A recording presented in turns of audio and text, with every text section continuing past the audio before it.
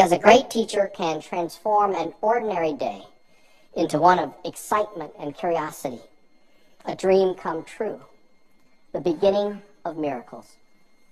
I retired from the Army in 2003 after 38 years, and I've been in business for 5 years, and I'll be joining this administration. I've been nominated to serve as the Secretary of Veterans Affairs. People are listening to his message. People understand what a great leader he can be, and the votes are following that reality. And so I heard in that tone of voice and in her selection of words just real frustration.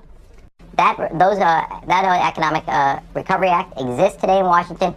It should be worked with people from both parties to getting it done and getting it to the president's desk so we can help the American people who are hurting right now. As an environmentalist, as a public servant, as a native New Orleanian, as a New Jerseyan, and most importantly as a mother, there is simply no higher calling for me than to lead this vital agency at this vital time. I'm not into being wildly optimistic, so I think that whatever characterization that was is just going to turn out to be wrong once everyone sees all the details. But again, what we're trying to do is use a realistic set of budget projections. Obviously, we will continue to look at what is necessary to deal with any obstruction, continued violence, or reprisals that may occur. I think what the particular parameters look like, we're monitoring and waiting to see. I think the important thing, you were right, one of the things about that state fiscal relief is it does get out the door quickly. It is something that we think creates jobs quickly. It is corrupting an entire generation of new officials. It provides the economic underpinning for the resurgence of violence, the Taliban, Al-Qaeda, and the criminal elements. And the SEC has not shared our view that this is something to be concerned about. This migration of activity out of the more closely overseen broker-dealer side of the industry. 10 years ago, as there were questions about precisely what was done during the crash of 1987, as there were questions about how the support program for Mexico that I was involved in organizing.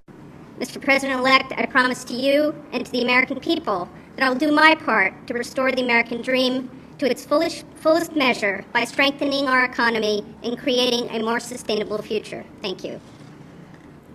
To leave my job in Kansas as governor of the great sunflower state is not easy. But you, Mr. President, reminded me it's possible to help Kansas and help the United States at the same time. I can think of no greater honor than to join you in this effort to transform our healthcare system and improve the lives of all Americans. This administration can tap our phones. They can't tap our creative spirit. They can open our mail, but they can't open economic opportunities. They can track our every move. I was looking online today, and after our earlier discussions this week about energy and environmental policy, we got a whole host of really exciting ideas and questions.